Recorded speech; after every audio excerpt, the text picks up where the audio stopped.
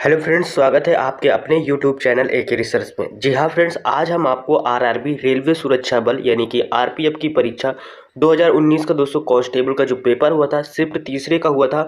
और दोस्तों ये किस डेट को हुआ था? 17/1/2019 को ये डेट में हुआ था। तो इस डेट का दोस्तों एग्ज़ाम है और इसका आज हम दोस्तों आपको प्रैक्टिस सेट कराने वाले। एक तरह से आपका प्रीवियस ईयर पेपर भी है और विद सोल्यूशन के साथ है दोस्तों। तो इसको बहुत ही ध्यानपूर्वक सॉल्व कीजिएगा और देखिएगा कि कैसे प्रश्न आते हैं, इससे आपको काफ़ी हेल्पफुल मिलेगी। तो चलिए शुरू करते हैं अपने वीडियो को। और इसमें से जो हमारा पहला प्रश्न आता है, इसमें से फ्रेंड्स हमारा पहला प्रश्न क्या है, यानी पहला प्रश्न इसमें से 1 नंबर से स्टार्ट होता है। अब इसमें से पहला प्रश्न ये पूछ रहा है आपसे कि इनमें से कौन सा विकल्प हवा की धूल और धुरी के कारण प्रकाश के फैलाव की घटना को उजागर करता है? आपके सामने 4 ऑप्शन है, जिसमें से डिंटन प्रभाव है, गोली प्रभाव है, सीबेक प्रभाव है, रमन प्रभाव है। तो इसका फ्रेंड्स जो आयोग ने आंसर दिया है, यानी कि आरआरबी ने जो आंसर दिया है, वो डिंटल प्रभाव होगा। फिर इसके बाद नेक्स्ट प्रश्न की तरफ बढ़ते, इसकी थोड़ा सा एक्सप्लेनेशन देख लेते हैं क्या दिया है। जब प्रकाश की किरण कुल पृथ्वी के वायुमंडल में उपस्थित शून्य कणों से टकराता है, जो छोटे छोटे मॉलिक्यूल्स होते हैं उनमें जो टकराता है, जो किरण पुंज का मार्ग दिखाई देने लगता है, इसे है डिंटल प्रभाव कहते हैं। उदाहरण के लिए जैसे हम देखें, जंगल में यानी कुहासे में जल सूक्ष्म बूंदों द्वारा प्रकाश का प्रकीर्णन होता है। फिर इसके बाद दूसरा नंबर प्रश्न आता है, और दूसरा नंबर प्रश्न क्या आता है, इसमें से दूसरा नंबर फ्रेंड्स ये है कि निम्नलिखित में से किस समिति को चालू अर्थव्यवस्था समिति कहा जाता है? बहुत इंपॉर्टेंट प्रश्न है, कई बार एग्जाम में आ चुका है, कई सारे एग्जामों में। तो जैसे कि सार्वजनिक लेखा समिति ऑप्शन है, फिर सार्वजनिक उपक्रम समिति, फिर आचार समिति, फिर या अनुमानित समिति। तो इसमें से क्या होगा? जो चालू अर्थव्यवस्था समिति होती है वो अनुमानित समिति होती है। अब इसमें से जैसे क्या है कि इसमें से फ्रेंड्स जो होता है, ये चालू अर्थव्यवस्था यानी सीमित संसद के माध्यम से सरकार द्वारा प्राप्त किए गए धन के व्ययों के अनुमान की जांच पड़ताल करती है। यह स्थायी मित व्यक्ति समिति के रूप में कार्य करती है। इसे क्या अनुमति समिति भी कहा जाता है। फिर इसके बाद आता है नेक्स्ट प्रश्न, तीसरा नंबर प्रश्न आता है। इसमें से फ्रेंड्स तीसरा नंबर प्रश्न क्या है, बैडमिंटन खेल में निम्नलिखित में शब्द यानी किस शब्द संबंधित है? जैसे कि नेंसल है, डॉल्फिन किक है, ड्रॉप है, गुली है। तो इसका जो राइट आंसर हो जाएगा ड्रॉप। ये किसमें यूज होता है? बैडमिंटन का एक वर्ड है। फिर इसके बाद आता है, राष्ट्रपति राज्य मानव अधिकार आयोग के सदस्यों को किसकी सिफारिश से हटा सकता है? तो किसकी सिफारिश से हटा सकता है ये बताना है आपको। तो जैसे कि अध्यक्ष है, राज्यपाल है, उच्च न्यायालय है और सुप्रीम कोर्ट है। तो इसका जो आंसर है उसमें तो आयोग ने दिया नहीं, क्योंकि इसमें से कई से वो माने जाते हैं। लेकिन फिर भी अगर हम देखा जाए तो ये अध्यक्ष की हम सिफारिश से हटा सकते हैं।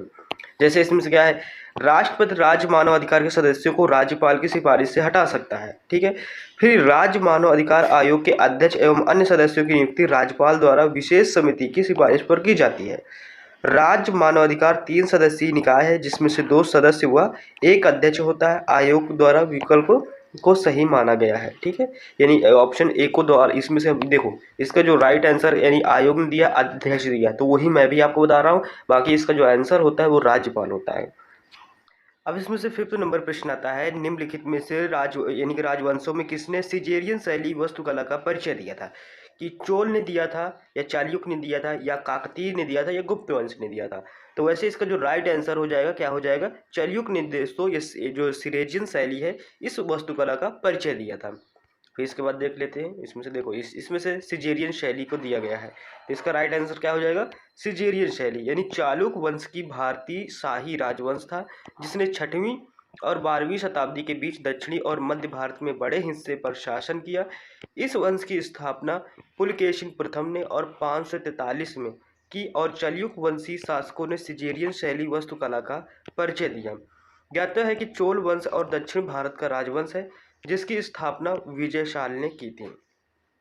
फिर एक नेक्स्ट प्रश्न आता है, परमाणु केंद्र में परमाणु संख्या डैश की कुल संख्या होती है, कितनी होती है? फोटोन की होती है, प्रोटॉन की होती है, न्यूट्रॉन की होती है, प्लाज्मा की होती है। तो इसमें से अगर देखा जाए परमाणु के जो केंद्र में होती है, वो परमाणु की संख्या अगर देखी जाए तो वो प्रोटोनों की होती है। फिर इसके बाद नेक्स्ट प्रश्न की तरफ बढ़ते हैं। नेक्स्ट 7th नंबर प्रश्न आता है, और 7th नंबर प्रश्न क्या है, जब किसी धातु को उसके पतले अक्षरों से बनाया जा सकता है तो उसे डैश कहा जा सकता है? क्या कहा जा सकता है? वृद्धि कहा जा सकता है। फिर इसके बाद नेक्स्ट प्रश्न आता है, 8 नंबर प्रश्न आता है। 8 नंबर प्रश्न क्या है? न्यूटन के दूसरे गतिशील नियम के अनुसार किसी वस्तु पर कार्य करने वाला बल उत्पाद डैश और से हटा दिया जाता है। किससे हटा दिया जाता है? यानी कि उत्पाद और किससे हटा दिया जाता है? यानी कि सामग्री और विस्थापन से, गति और त्वरण से, सामग्री और त्वरण से, या सामग्री और गति से। तो इस जगह पहले हम क्या लिख देंगे? इस जगह हम सामग्री लिखेंगे, ठीक है। और इस जगह क्या लिख देंगे? हम त्वरण लिख देंगे। तो इसमें से क्या सामग्री और त्वरण द्वारा हटा दिया जाता है, ये आंसर आपका बनेगा। जिसमें से इसका फॉर्मूला क्या होता है? F इक्वल होता है ma, ये होता है। फिर इसके बाद आता है 9 नंबर प्रश्न आता है। 9 नंबर प्रश्न क्या है? 9 नंबर प्रश्न इसमें से है, सुगंध देने वाले फूल मुख्य रूप से पाए जाते हैं। कहाँ पाए जाते हैं? गन्ना, गेहूं, केसर, चावल। तो इसमें से कौन सा है? केसर है सुगंध देने वाला, इसमें से फूल पाया जाता है, वो केसर में पाए जाते हैं। इसमें से जैसे क्या है? केसर एक सुगंध देने वाला पौधा है। इसके पुष्प की वातिकाग्र को केसर या कुमकुम जाफरान भी कहते हैं। केसर का वनस्पति नाम यानी क्रोकस सैंटवाइस है, जो कि एरिडेसिस परिवार का यह सदस्य है। लगभग 80 प्रजातियों में विश्व के विभिन्न भूभागों में पाया जाता है। फिर इसके बाद नेक्स्ट प्रश्न की तरफ बढ़ते हैं। 10 नंबर प्रश्न आता है। 10 नंबर प्रश्न क्या है? इसमें से 10 नंबर प्रश्न में पूछा जा रहा है आपसे प्रश्न, कह रहा है कि भारत के किस राज्य में यानी जावड़ी और सेवराइन पहाड़ियाँ स्थित है। तो किस राज्य में स्थित है ये आपको बताना है। केरल, कर्नाटक, तमिलनाडु, आंध्र प्रदेश। तो इसका जो राइट आंसर हो जाएगा वो क्या हो जाएगा? वो तमिलनाडु हो जाएगा। फिर इसके बाद नेक्स्ट प्रश्न आता है, यानी कि क्या आता है? 11 नंबर प्रश्न आता है। और 11 नंबर प्रश्न क्या है? ध्वनि की गुणवत्ता इसके डैश द्वारा निर्धारित की जाती है। तो किसके द्वारा निर्धारित की जाती है ये आपसे पूछ रहा है। लहर की लंबाई के द्वारा, वेव अवधि द्वारा, फ्रीक्वेंसी या आयाम। तो देखो जो ध्वनि की क्वालिटी होती है वो किस पर डिपेंड करती है? वो फ्रीक्वेंसी पर डिपेंड करती है। फिर इसके बाद नेक्स्ट प्रश्न आता है, 12 नंबर प्रश्न आता है। 12 नंबर प्रश्न क्या है? पाल साम्राज्य का संस्थापक कौन था? शशांक, दंतीदुर्ग, शिमुक, गोपाल। तो देखो जो पाल साम्राज्य का जो संस्थापक था वो गोपाल थे, यानी गोपाल ने पाल वंश की स्थापना की थी। और ये मध्यकालीन उत्तर भारत का सबसे शक्तिशाली और महत्वपूर्ण साम्राज्य माना जाता है। इस वंश का जो संस्थापक गोपाल था, इस वंश का अंतिम शासक गोविंद पाल था। याद रखिए गोविंद पाल था अंतिम। और शासकों ने लगभग 4 सदियां यानी 750 से 1174 तक शासन किया। पाल राजाओं के काल में बौद्ध धर्म को अत्यधिक संरक्षण मिला था, ठीक है। फिर इसके बाद 13 नंबर प्रश्न आता है। 13 नंबर प्रश्न आता है, ट्रॉफी के संबंध में यानी कि MVP शब्द का पूरा नाम क्या होता है? तो इसमें से आपको बता रहा है, न्यूनतम मान खिलाड़ी, अधिकांश यानी सम्मानित खिलाड़ी, अधिकांश मूल्यवान खिलाड़ी, या अधिकांश थोक खिलाड़ी। तो देखो जो इसमें से MVP का मतलब होता है, इसका मतलब होता है अधिकांश मूल्यवान खिलाड़ी होता है, यानी कि मोस्ट वैल्यूएबल प्लेयर। फिर इसके बाद नेक्स्ट प्रश्न आता है, 14 नंबर प्रश्न आता है। 14 नंबर प्रश्न क्या है? इसमें से है, मिलिंद पन्हो पाठक किससे संबंधित है?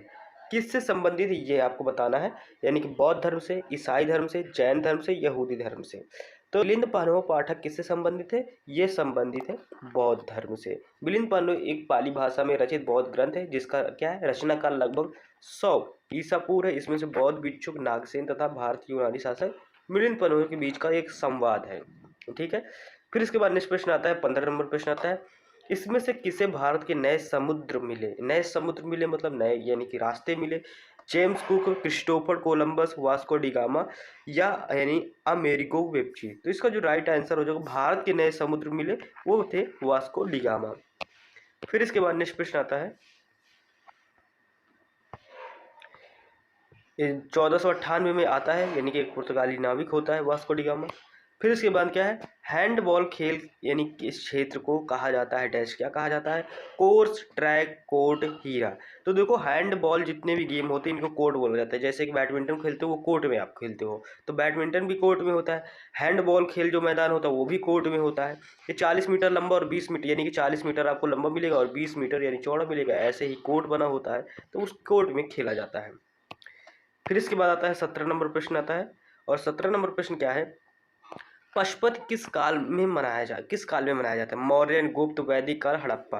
तो देखो जो पशुपति का जो यानी कि पशुपति शब्द का जो वर्ड मिलता है ये हड़प्पा पीरियड में मिलता है। और हड़प्पा पीरियड आप देखो 25 ईसा पूर्व से दक्षिण एशिया के पश्चिमी भाग में फैली हुई थी, जहाँ पर पशुपतिनाथ की पूजा होती थी। इनको हम शिव भगवान शिव के नाम से भी जानते हैं या देखते हैं। और इसके अगर देखा जाए तो इसकी जो खोज हुई थी वो 1921 में दयाराम सहरी ने हड़प्पा सभ्यता की खोज की थी। फिर आता है निम्न में से कौन सा एक संक्रामक बीमारी है? गठिया, हीमोफीलिया, टाइफाइड रोग या कैंसर? तो इसका दोस्तों जो राइट आंसर हो जाएगा वो टाइफाइड रोग हो जाएगा। फिर आता है 19 नंबर प्रश्न आता है।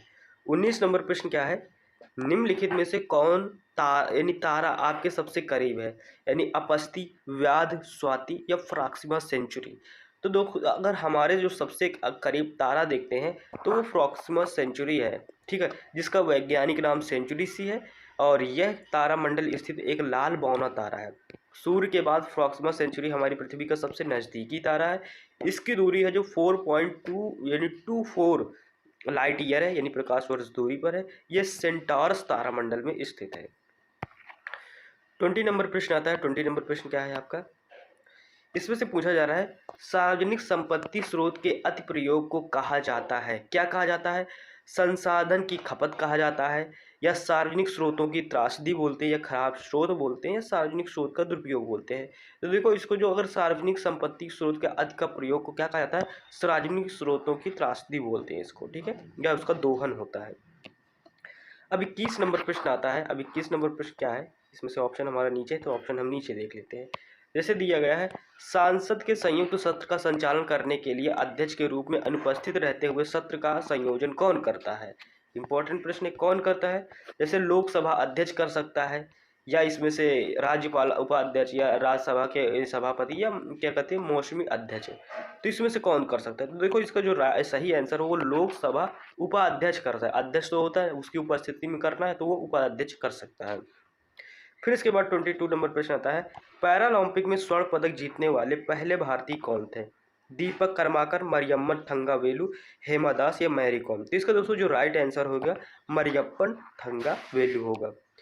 फिर इसके बाद जो नेक्स्ट प्रश्न आता है 23 नंबर प्रश्न आता है कोशिका का, इसमें से जो दिया गया है यानी कोशिका के विभाजन में जन कोशिका की तैयारी के लिए एक मूल कोशिका को डैश में विभाजित किया जा सकता है, एक असमान में, दो असमान में, या दो समान में या समान में। तो दोस्तों हमने शुरू से ही पढ़ रखा है कोशिकाओं को दो समान भागों में हम विभाजित कर सकते हैं।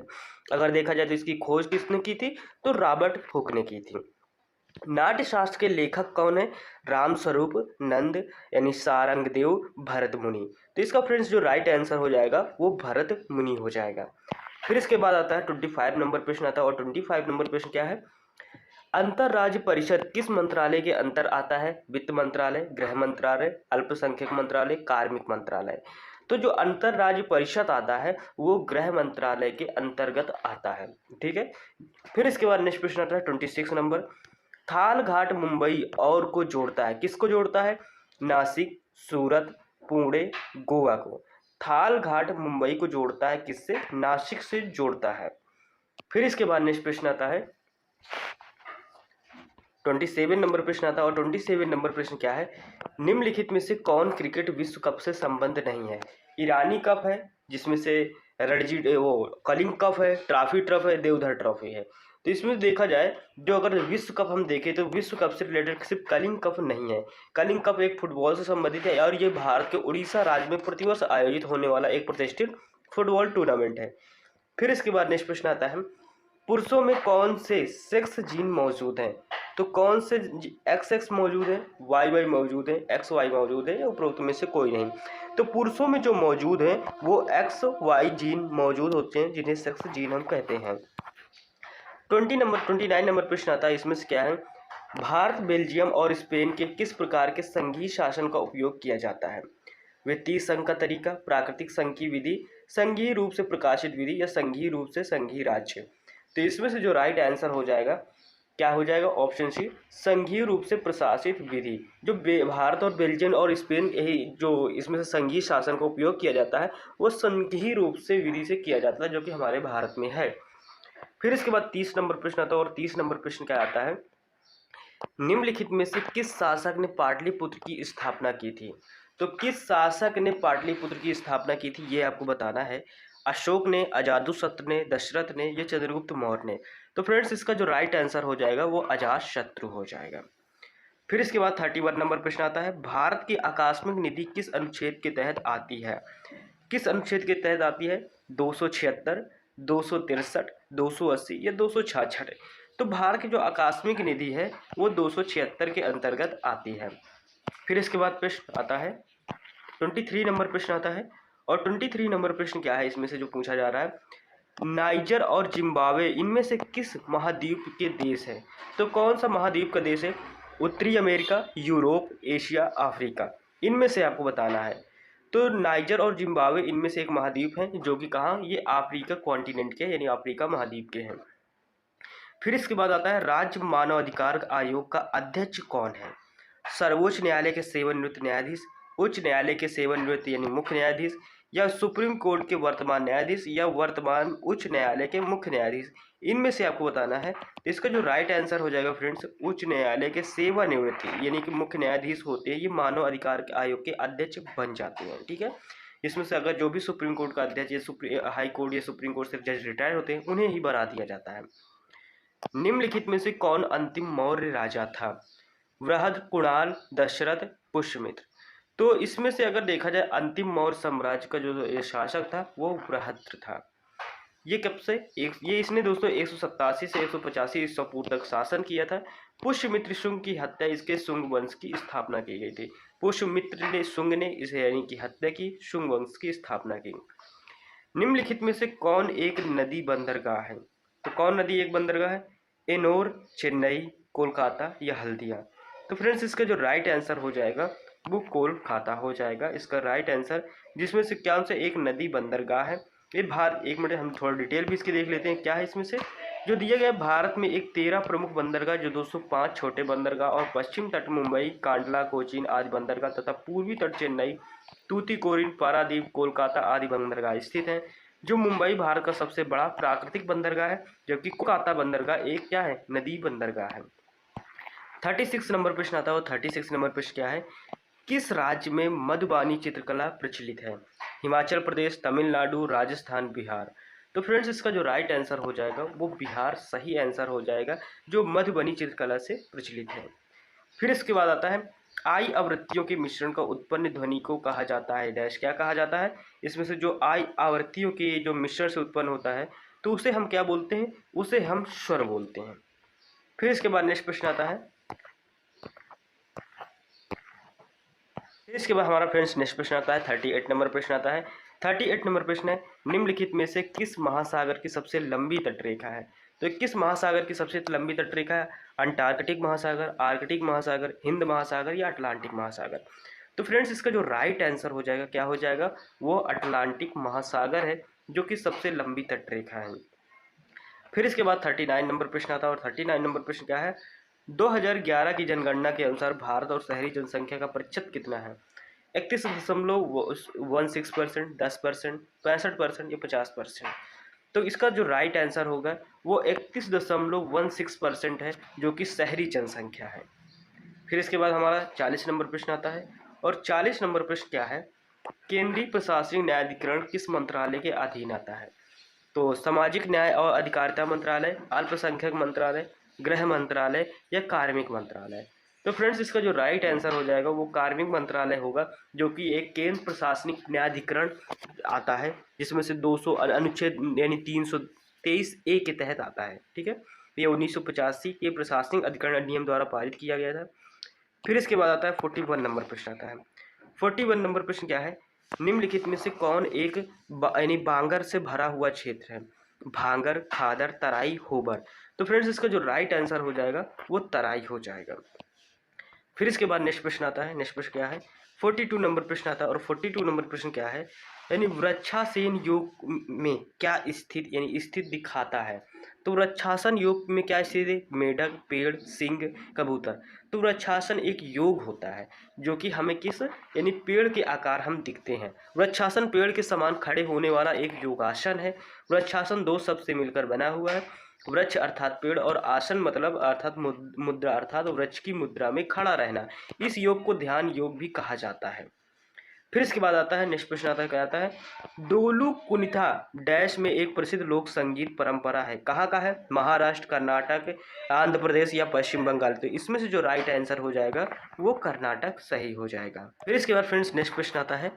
नेक्स्ट प्रश्न क्या है, 44 नंबर प्रश्न आता है। 44 नंबर प्रश्न ये है, राष्ट्रीय मानव अधिकार आयोग वर्ष में स्थापित हुआ? तो कब स्थापित हुआ था? 1991, 1995, 1965 या 1993? तो इसका जो राइट आंसर हो जाएगा या डी नंबर यानी कि 1993। इसको पढ़ते थोड़ा इसमें से डिटेल देखता है। जैसे क्या है, भारत का राष्ट्रीय मानवाधिकार आयोग एक स्वतंत्र वैधानिक निकाय है, ठीक है, जिसका गठन 28 सितंबर 1993 के मानवाधिकार संरक्षण अधिनियम के तहत 12 अक्टूबर 1993 को किया गया था। यह एक बहुसदस्यीय संस्था है जिसमें से एक अध्यक्ष, 5 पूर्णकालिक सदस्य तथा 2 डीम्ड सदस्य होते हैं। आयोग के अध्यक्ष एवं अन्य सदस्यों का कार्यकाल 5 वर्ष से 70 वर्ष दोनों में से जो पहले हो तक का होता है। वर्तमान में इसके अध्यक्ष न्यायमूर्ति श्री कौन थे? अरुण मिश्रा थे। फिर इसके बाद 45 नंबर प्रश्न आता है, भारतीय नियोजन के वास्तुकार के रूप में किसे जाना जाता है? सरदार वल्लभ भाई पटेल, महात्मा गांधी, पीसी महान बोलिस या जवाहरलाल नेहरू? तो इसका फ्रेंड्स जो राइट आंसर होगा पीसी महान बोलिस होगा, जो कि एक वास्तुकार के रूप में जाना जाता है। फिर इसके बाद नेक्स्ट प्रश्न आता है, बहुत कम विक्रेता एवं अधिक विक्रेता किस बाजार का लक्षण है? अल्प अधिकार बाजार, ग्राहक एकाधिकार, एकाधिकार या विज्ञापन? तो फ्रेंड्स इसका जो राइट आंसर हो जाएगा अल्पाधिकार बाजार हो जाएगा। फिर इसके बाद नेक्स्ट प्रश्न आता है, नेक्स्ट प्रश्न क्या है, जैसे कि इसमें से हमारा प्रश्न इधर पूछा गया, भारत सरकार डैश के माध्यम से खाद्यान्न खरीदती है? यानी भारत, तो इसका जो जैसे एफसीआई हो सकता है, और देखो ऑप्शन के अकॉर्डिंग पता चल सकता है क्या होगा। तो फ्रेंड्स इसका जो राइट आंसर देखो इसमें से यानी किसके माध्यम से खरीदती है? भारतीय खाद्य निगम, राष्ट्रीय कृषि बाजार, कृषि मंत्रालय, पर्यावरण मंत्रालय? तो जो इसमें खाद खरीदी जाती है यानी जो अनाज खरीदा जाता है वो भारतीय खाद्य निगम द्वारा खरीदा जाता है। फिर इसके बाद नेक्स्ट प्रश्न आता है, 48 नंबर प्रश्न आता है, महात्मा गांधी राष्ट्रीय रोजगार गारंटी योजना की डैश शुरू की गई थी? 2010, 1995, 2000 या 2005? तो फ्रेंड्स इसका जो राइट आंसर हो जाएगा वो 2005 हो जाएगा। फिर इसके बाद नेक्स्ट प्रश्न आता है, क्या आता है, 49 नंबर प्रश्न आता है, और सिकंदर ने भारत पर किस वर्ष आक्रमण किया था? 326 ईसा पूर्व, 555 यानी 56 ईसा पूर्व, 326 ईसा पूर्व या 556 ईसा पूर्व? इसका जो राइट आंसर हो जाएगा वो 326 ईसा पूर्व होगा, जिस समय भारत पर अटैक करता है सिकंदर। फिर इसके बाद नेक्स्ट प्रश्न आता है, कौन सा आता है, किस बिल के बिना सरकार यानी सरकार भारत के सामूहिक कोष को पैसा निकाल सकती है? तो किस बिल के द्वारा पैसा निकाल सकती है? साधारण विधेयक द्वारा, विनियोग विधेयक द्वारा, धन विधेयक द्वारा या वित्तीय विधेयक द्वारा? तो फ्रेंड्स इसका जो राइट आंसर हो जाएगा विनियोग विधेयक द्वारा। फिर इसके बाद दोस्तों जो हमारे प्रश्न आते हैं वो रीजनिंग के प्रश्न आते हैं। तो रीजनिंग के प्रश्न को जो हम फ्रेंड्स आपको वीडियो प्रोवाइड करेंगे, और मैथ के प्रश्नों को जो वीडियो आपको प्रोवाइड करेंगे वो अलग से एक वीडियो बना के देंगे। आई होप कि फ्रेंड्स ये वीडियो आपको अच्छा लगा। अगर अच्छा लगा तो प्लीज़ चैनल को लाइक शेयर सब्सक्राइब जरूर कीजिएगा। मैं आपको पिछले ईयर जो होने वाले जो जितने सारे पेपर हुए उन सारे पेपरों का सोल्यूशन कराऊंगा, जिससे फ्रेंड्स आपके कम से कम 4 से 5 प्रश्न तो मिलने वाले हैं किसी न किसी एग्जाम में। तो ये आरपीएफ के एग्जाम में किसी भी न किसी शिफ्ट में आपके एग्जाम को फायदा मिलेगा। तो आई होप कि ये वीडियो आपको अच्छा लगा। अगर अच्छा लगा तो प्लीज़ चैनल को लाइक शेयर सब्सक्राइब जरूर कीजिएगा। मिलता है नेक्स्ट वीडियो में, तब तक के लिए टेक केयर, बाय बाय, जय हिंद।